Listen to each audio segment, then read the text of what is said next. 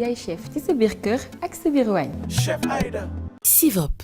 Orange Money pexe yi ñëpp la ci dièse 144 dièse. Dîner Ginger mooy suñu yëf. Post Bella au bout du goût. Warga Mam Diarra. Les couches Tijuno, doux comme un bisou. Planète, jàppal sa planète, fièrement produit au Sénégal. Linguère, Tamaate Cosaan. Mbaye et frères vous satisfaire dans la perfection. Novotel daal du ay caaxaan. Régisen vous offre la visibilité. Leral.net ay xibaar ci tàng-tàng. Sobel Kitchen, la garantie d'une qualité et d'une exigence à toute épreuve. Events Max 9 mooy téléphone bii xew ci jamono. mën ngeen ko am ci bépp boutique ak distributeur agréé bu marque Events. Sengold en promo fii ba 15 janvier 2020. Unibella bi fi indi mèche AB Bright antibactérie. Radio Live 45, votre radio mobile. GMC Groupe Mediacom. Au bonheur du jour, envoyez des fleurs, offrez du bonheur. MF Corp, votre groupe d'investisseurs pour un Sénégal émergent. Negura Music Group, leader dans la production musicale. Rendez-vous sur comtrip.sn. Réservez vos logements de luxe en un temps record. Complexe Sophia, l'univers de la beauté, l'expérience fait la différence. Eben Nils, la perfection jusqu'au bout des ongles. Commandez votre costume africain en ligne, Keifa, la mode autrement. Poté Marichou remercie ses partenaires Tayfour, Evish Moda, Stylena, Eva Fashion, Sowan, Makasso, Zatafa Fashion, Mana Création, Univers des Chics, Sabador Couture, Betia Collection, Akate Pingle, Issera Soul Samb, Lama Couture by Sonia, Iva Mama Boutique, Yudi Wax, Didi Wax, Munana Fashion, Adels Couture, Pinot Fashion, Ouli Cocotte, Neneyaya, Sis Beauty Chic and Glamour, Relief by Maimouna. Glamour Shop by Farm, Chanty Boutique, Finigui, le roi du sur-mesure.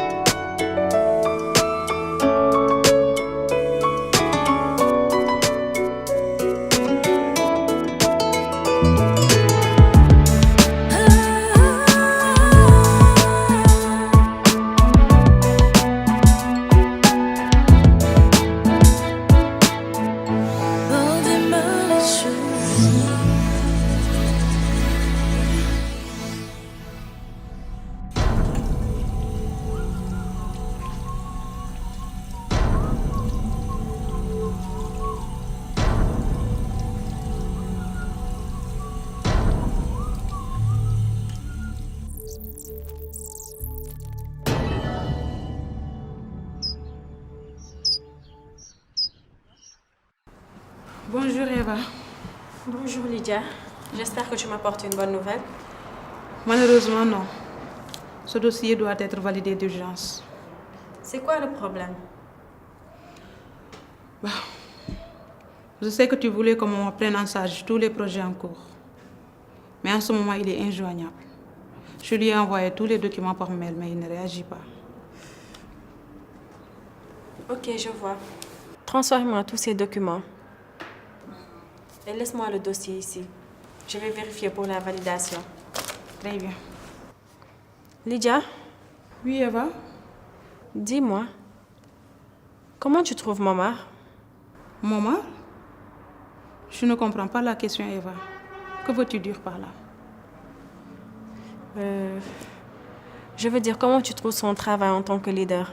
Je le trouve très exigeant. Et même autoritaire. Mais il n'y a rien de mieux pour booster l'équipe. D'accord, merci.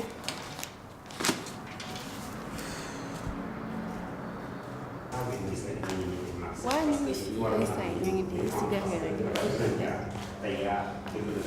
oh dina baax loolu rek.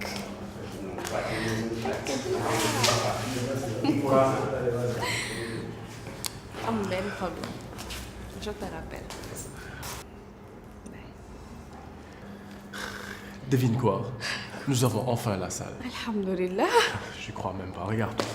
waaye franchement mënuñu woon am lu gën lii.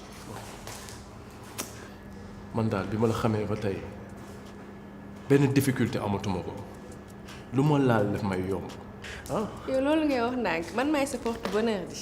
xam naa la yaay sama porte bonheur. loolu ngay wax ndànk non mais sincèrement Max li nga may apporter ma ko yëg sama biir xol moo ëpp lii may def lii nga koy gis te lii lu ndaw la lii ñëw moo daax. waaw doy na nag kañ dama toog fii rek.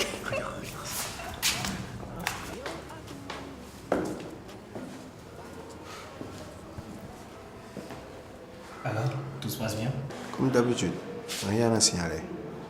Sarah mu ngi ci biir fa laa jóge léegi ñu génn def ay va-et-vient génne sama biceps taw yi sama dënn comme d'habitude xam naa ne su ma gisee fii du ma sa egsi c'est sûr.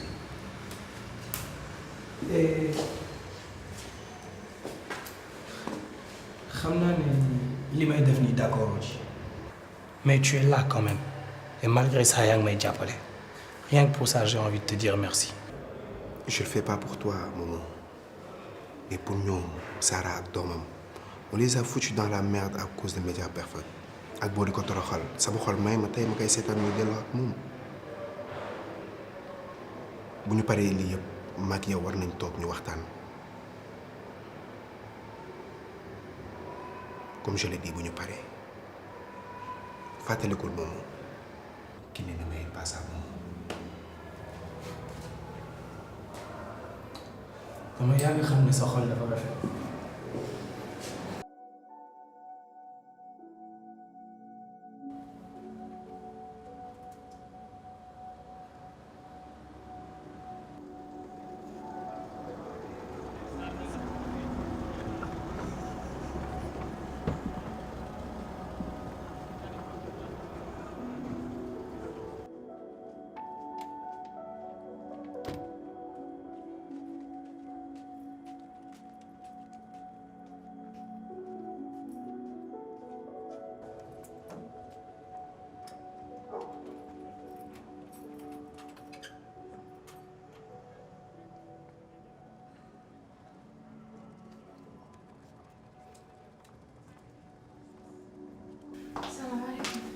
Maaleykum salaam. Cousine, ça va? Yaa ngi ci jàmm. léegi nga ñëw. Ça va ba yàggoo fi? Non non. bien. Alaaji, ça va? yaa ngi soog waay. yaa ngi ci jàmm. waaw maa ngi Ça va bien. ci kañ. Ça va bien alhamdulilah. Bien. Cousine yow namm naa la. Ça va. Ça va. Alaaji maa ngi ñëw tegal la reer léegi. D'accord baax na. Ok. Soxna Mbadi wàcc nga. Nabou bu fekkente ne danga ñëw fii nii pour kokkali ma ngir yàlla mën ngaa dellu fi nga nekkoon de. Marichou kokkaliwuma la dama xam ne li ngay vivre nii dafa metti te xaw ma nan nga nar a def ba génn ci.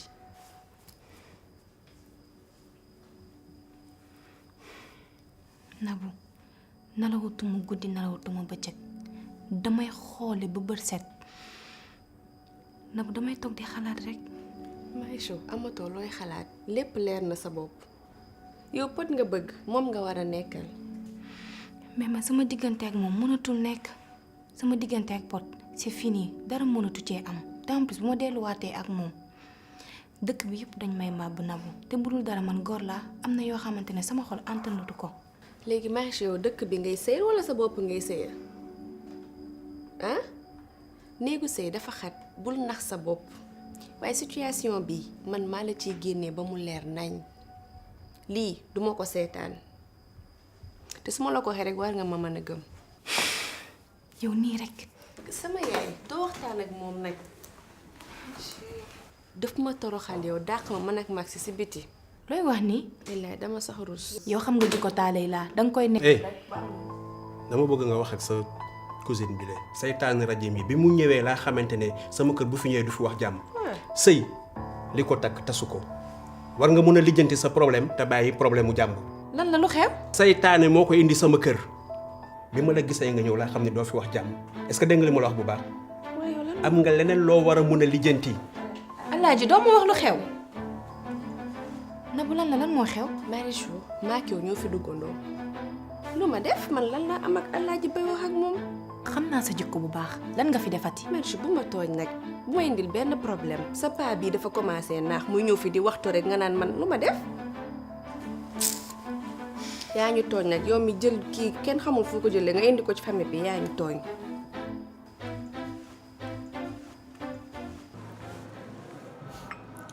waa yow takkaguma la nga bëgg ma jommal en plus dafa mel ni da nga xam noo koy doser sax. yow sama café rek nga naan di saag bés boo ñemee yi ci des di nga xam ne duma morom benn gone. Ok. J'aimerais vraiment pas qu'on rentre dans une comparaison entre yow et Kiné. Tu sais, je l'aime toujours. Et budul dara sax moom moo ma jural sama doom. Donc. Non, regarde. Man, je sais même pas de faire la comparaison. Man, je respecte ton mariage et je respecte Kiné aussi. Ren rek laa bëgg mooy nga reconnaître une relation. C'est juste ça. Je reconnais que tu fais un excellent café. Appelle-moi chef alors. Merci.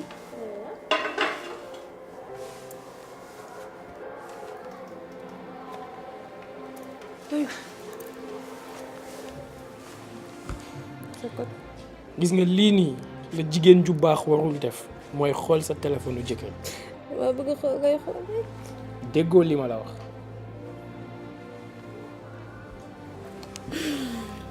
kon baax na. waaw oui ma bu ma takkal maquillage damay ñibbi. yow moom musuma maquillé t'as pas vu ça. ok kon baax na. ngay ragal.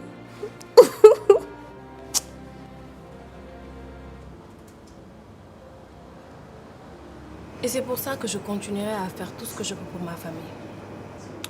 Et ma famille, c'est Momo. C'est notre fille. Donc ça veut dire qu'aujourd'hui, s'il n'y avait pas cet enfant, d'autant que tu sais bien. Je sais pas. Sûrement oui. Si je regarde sama dom, wala ma koy tim moy nalaw. Sama xol bi da fay fess. Et je me dis qu'elle mérite d'avoir une famille entière. Je ne peux pas me permettre de bàyyi Momo, di yak sunu projet, di yak sunu mariage. Je ne peux pas. Visiblement, tu aimes beaucoup ta fille. Dafa mel ni moom mooy consolider seen sëy bi daal. Loolu moom am na.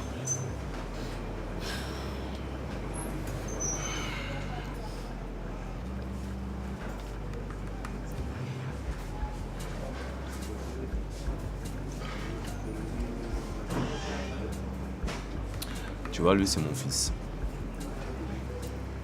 Et en fait, j'ai même pas eu l'occasion de le voir grandir. Peut-être je le vois une fois l'année. J'imagine qu'il doit beaucoup te manquer. Énormément. Lan moo tax nga gëj ko gis? Tu sais, c'est tellement plaisant de voir une femme aussi dévouée que toi. J'ai pas eu la même chance que Momo. Qu'est-ce qui s'est passé?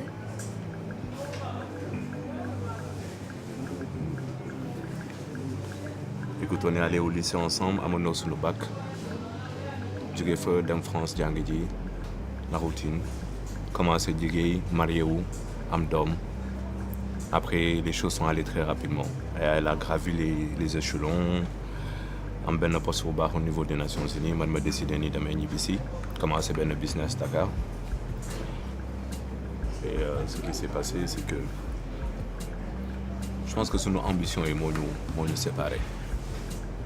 Et moom bëggul woon ñibbisi, bàyyi carrière am, et je la comprends.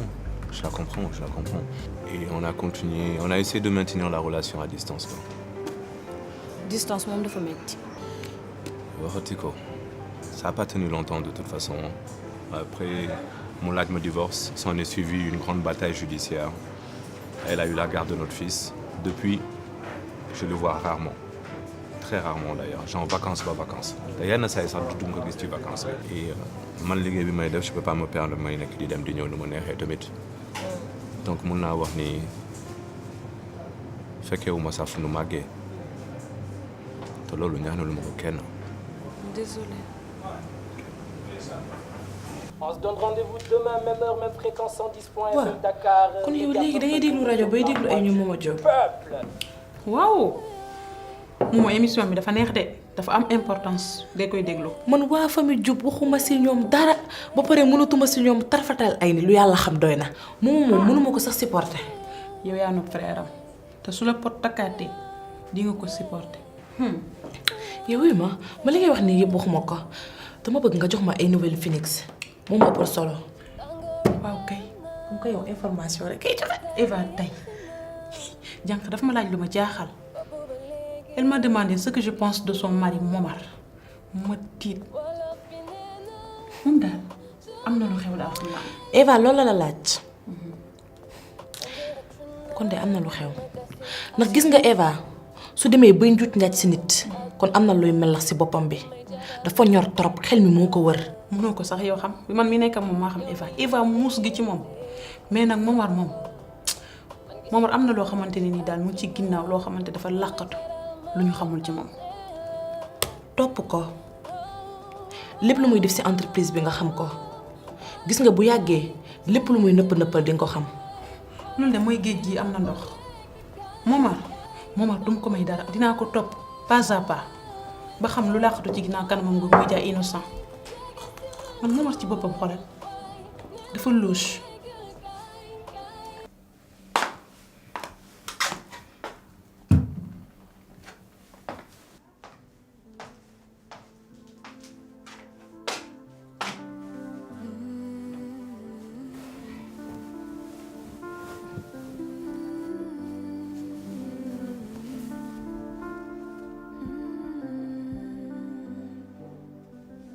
lo boy doo nit li moo tax nga poñe Sénégal sa làmmiñ bi moo neex maa xalaat da nga ko doon. comme xam nga ne sa hérédité rek baax na sàcc ma ko. non mais boy. loo ma indil man xam naa ne boo fi ñëwee rek xaalis ngay wax. du xaalis de boy en fait j'ai pris une décision quoi. Mister décision. xool naa ba xool mais dama bëgg tijji sama propre boîte de prod. waaw xam naa ne du yomb. mais j'en ai marre di topp fii nii nekk ay employé wala nekk di toppaat ay Marichou genre yu mel noonu je sais que ça va être dur nag ma war a recommencer waat tout à zéro mais defoon naa ko mën naa ko defaat. je t'arrête tout de suite. pourquoi tu veux reprendre à zéro bu fekkente ne tu as déjà un socle qui est posé. comment ça. mais boy aujourd'hui lii la rajo dañuy waaj a ubbi télé qui dit télé dit production lan moo tax mënoo ñëw ñu boole suñu doole. créer une seule structure boo xamante ne ce sera une entreprise familiale et qui nous permettra d'être au-dessus de tout le monde. Une entreprise familiale li mu mës a rêvé mais boy pourquoi j'y ai pas pensé boobu ba léegi. bah écoute attends fils coolul avant nga def pause café.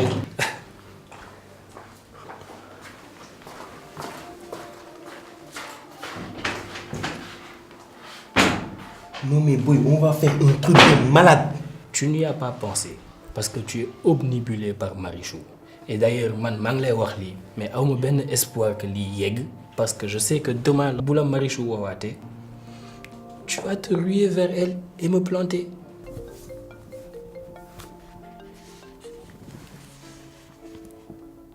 Allô Marichou jàppal Média Perfect. Nabou lan la ba jàmb lu tax nga may woo heure yi. ci jàppal rek yow nga déglu. mais lan la lu xew. gaawal. boy avec Marichou ndegam boy man maa yaakaaroon ne sax boy dinañ dem ba nekkaat alors que fan yii yëpp on était bien demoon naa sax ba yaakaaroon ne que dinañ delluwaat mais mëntul nekk. attends jabaru jàmbur la ñuy wax. mais je l'aime loolu mënuma ci dara dama ko bëgg. Marichou a refait sa vie. jëkkëram la bëggul jëkkër ji. xam naa li ma lay wax. boo su bëggoon jëkkër ji duñ dem ba man ak moom ñuy àgg ci yenn yi. yenn yan. Mari bul fay damay déglu. booy du lépp la ñuy wax. ok. Soft Skin, bien dans sa peau, bien dans sa vie. De la magie dans vos oreilles. Avec la toute nouvelle version de l'écouteur sans fil d'Apple AirPods Pro, disponible chez Baobab High Tech. Diwan Décor, votre personnalité devient un style. 6.9 Bio-carotte, pour un teint éclatant de beauté. Africa Outsourcing, plateau de bureau et salle de réunion aménagée. Goras Boutique, all types of latest textile in Gambia. Magico dafa magique am parfumé am citron. ñu génn ci discussion wu jabaru jàmbur. Aujourd'hui tu as perdu Marichou, elle a refait sa vie. Eva, n'en parlons plus. Lan moo tax munoo jàpp ci ki nga xam ne moom rek moo fi des muy Betty. Betty. Boy, da nga dof la lan. Boy, bëgguma Betty pour être plus simple. Boy. Betty, c'est vrai, fan yii yëpp. Je vois, mi ngi def ay effort, mi ngi jéem a rapproché wu de moi. Mais bëgguma ko. Jéem naa xool sax possibilité. Mais su ma doon jéem a nekk ak moom lu may forcer lay doon. Pour preuve boy, Betty fan yii fanaan na sama kër. Mais désir bu ndaw sax ressentiruma ko pour moom. Xoolal. C'est impossible boy. Man ak Betty bu nu nekk te en plus dafa am rab. On sait jamais. Bref. En tout cas, ta fille, elle est très chanceuse d'avoir une mère comme toi.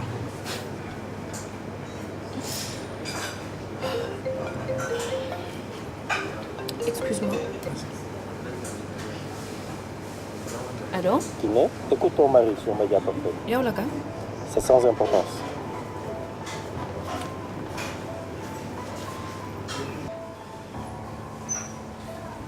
Tu sais, j'ai appris quelque chose là. À un moment, da ngay fàtte yow ki nga bëgg. Boo bëggee dund ci jàmm nga topp ki la bëgg. Surtout pour góor. Boy, loolu soo ko defoon doo toll fii yow kenn gënu laa bëgg sa jabar. Kiné ngi nii yow tu as une vie stable ba tey yaa ngi nii di kalangaatu ci Sarah. Kalangaatu wu ma c'est différent. Sarah, moi je l'aime. C'est dur, mais je l'aime. Et je l'aime autant que j'aime ma femme. Ok, d'accord. moo tax ngay fen sa jabar. Mais fenuma ko. Et d'ailleurs, Kiné wax na ma baat bii benn jour. Ba ma ko takkee ba tey baat bii moo ma mës a metti. Parce que fenuma ko. Aujourd'hui, comment je peux aller voir une autre femme ñëw naan sama jabar beneen jigéen laa gis loolu respect la. C'est pas un mensonge, c'est un respect envers elle. man nee naa lay wax sa diggante ak Sarah yàgg naa la ko wax. Tu prends tes responsabilités nga xam ne ngay def sinon tu vas perdre Kiné. Et c'est la dernière chose que je veux. Boy, boo xoolee gis nga li ngay gis nii ci rajo bi yëpp Kiné la. Cette femme, elle est brave, elle est intelligente. Elle a tout ce dont j'ai besoin dans ma vie. Je vais te dire une chose. Après la défaite électorale, dama toog di lamenté wu génn sama kër sax bëgguma ko woon def. Je suis resté 1 mois hors de tout. Kiné moo ma fekk jëlee ma fu sori yëkkati waat moom. Et elle m'a permis de comprendre que li nga xam ne moom laa doon xeex dans l'arène politique mën naa ko xeex fii nii et c'est d'être la voix du peuple. Aujourd'hui, la voix du peuple, Média Parfait, lii c'est l'idée de Kiné derrière avec le travail de Oumou ñoo ma permettre ma am lii bay xalaat télé. Donc cette femme, elle me complète. Mënuma ko ñàkk te bëgguma ko ñàkk. Mais qu'est-ce que tu veux que je te dise si je suis tombée amoureuse d'une autre femme? Foiré de merde! Je ne sais pas si tu t'entends parler, mais ce fait que... Sarah, tu peux pas me faire ça. Tu peux pas me faire ça. D'après tout ce qu'elle a fait... Foiré! C'est que des conneries. Scan, c'est que des conneries! Je sais pas, mais qu'est-ce que tu comptes faire? Ouais, je me pose cette question depuis bien longtemps. Et la seule réponse que je trouve à cette question, xam nga la la takk Sarah ñaareel.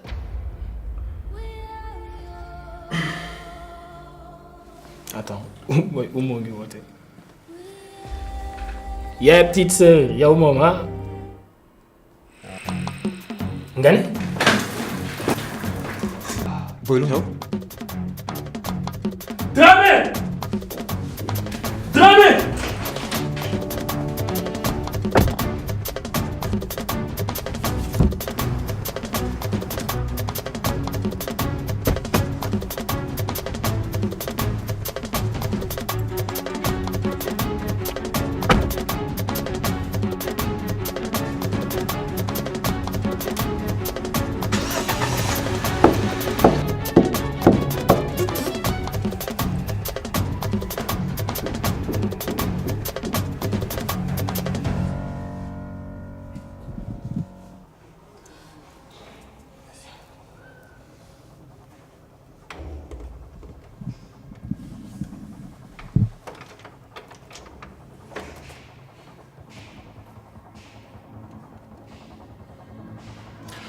comme ça Momo da lay takk.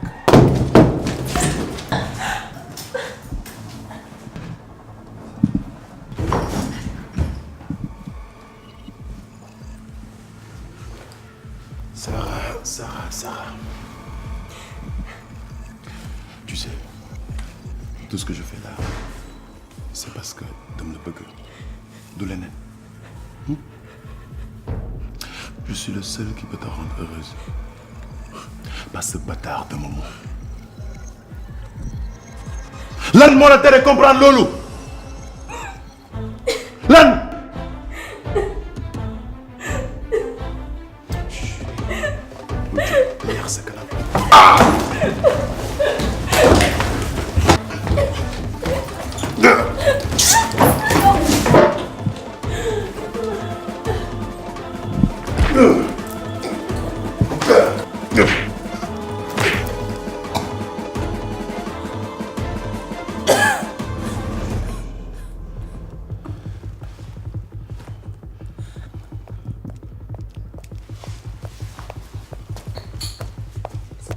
Sarah!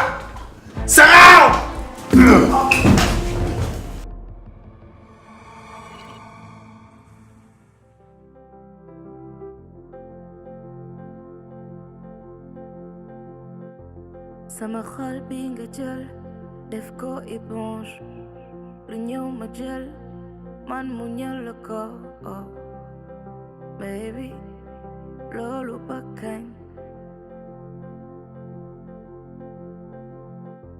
lu mu metti metti ma nekkal la fi ngay takk di tekki ni ku yor meri yi sama yëpp ma nangul la ko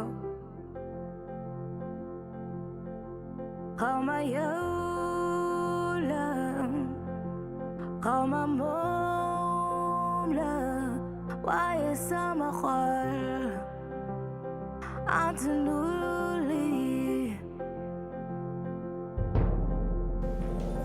no more no more no more no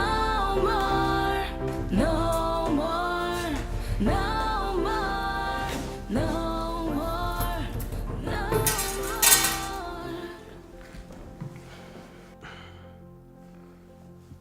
déglu ki lay je suis vraiment désolé li xew tey ci restaurant ba su doon sama sago neneen lay demee.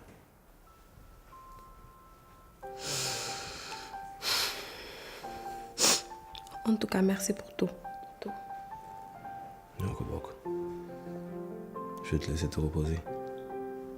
Je pense que tu en auras besoin. De toute façon, je t'appelle demain. Ok?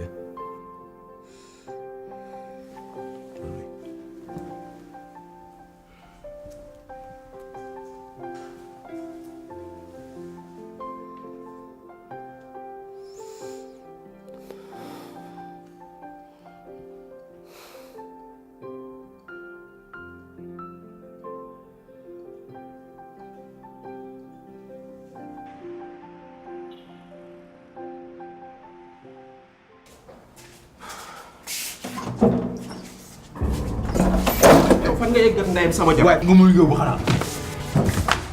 boo laalatee sama jabar je vais te tuer espèce d'imbécile.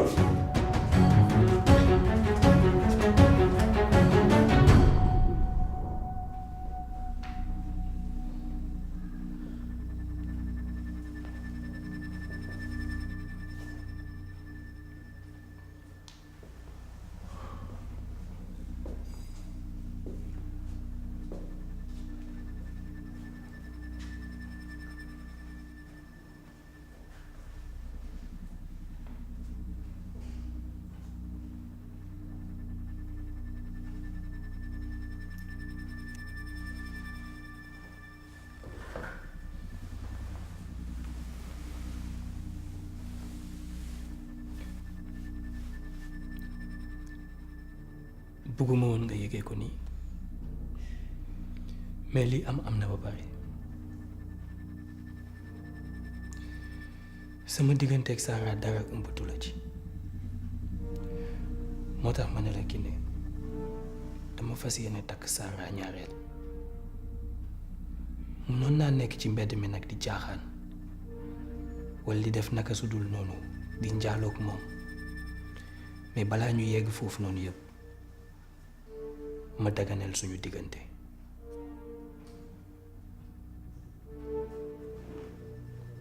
sama diggante man ak yow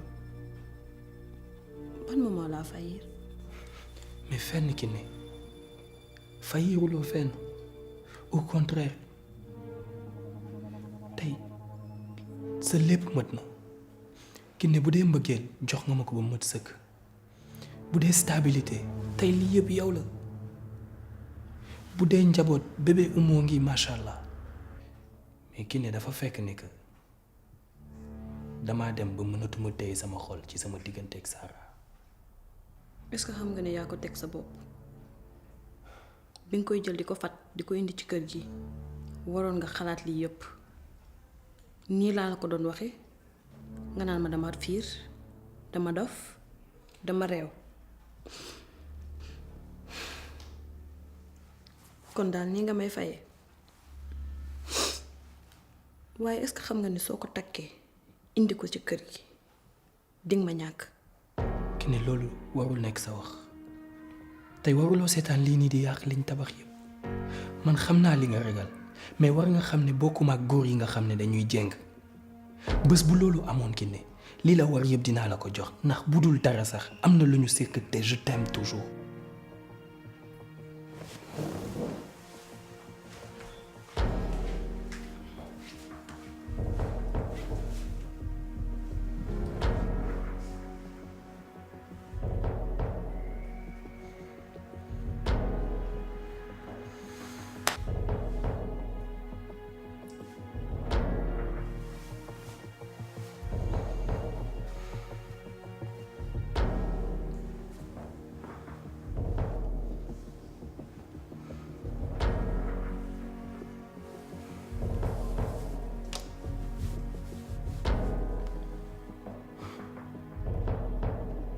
comprendre naa la nag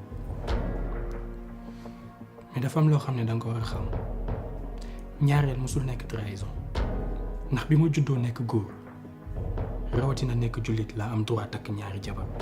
droit boobu nga am ba war a mën a takk benn ba ñeenti jabar man noonu laa amee samay principe te sama ay principe wujje ak sa caga boobu bokk ci. ne la traite surtout pas de caga ndax du caga. c'est une femme respectable. c'est une femme respectable. une femme respectable dina nangu sa moroomu jeeg di la fat ngay ñëw ci këram di charmer jëkkëram pour nangu ko xanaa ñàkk kilifa kay la def ak perte ba pare nag toi tu te permets de prendre sa défense. Kiné c'est bon Kiné c'est bon. Momo dafa doy xam nga la dafa doy. depuis sànq ñu ngi wax dal dama bëgg nga wàccaat. xoolal Momo amatoo looy wax j'en ai ma claque da nga yàgg di def may noppi ngay yàgg di ñëw di fen may noppi bàyyi la ci biir da nga fen. Kiné je ne t'ai jamais menti ci fen nga et je te respecte. li ngay wax ni yëpp dara ñoru la ci dara ñoru la ci. c'est parce que je te respecte moo tax du ma taxaw sa kanam nan la ci Sara laa jëm mais comme noonu nga ko gisee xam nga lan la oui j'aime Sara. oui je compte faire ma vie avec elle et oui je compte l'épouser mu neex la mu naqari la da ngay bës sa xol nga gëm loolu. basuma sama xol soo takkee Sara nga ñàkk ma man sax maa ko def kenn tooñu ma man maa tooñ sama bopp ndax tooñ sama bopp weesuwul ma dugg ci yow kéwél du tëb doom ji bët yéen nii ngeen mel nii ngeen xam seen deret la nekk. xam nga la kër gi tey mag yow duñ fi bokk fanaan soit da ngay génn soit ma jël sama doom dem te dootoo ma gis doo gis sa doom ci biti génnal ci biti. bëggatuma la gis génnal ci biti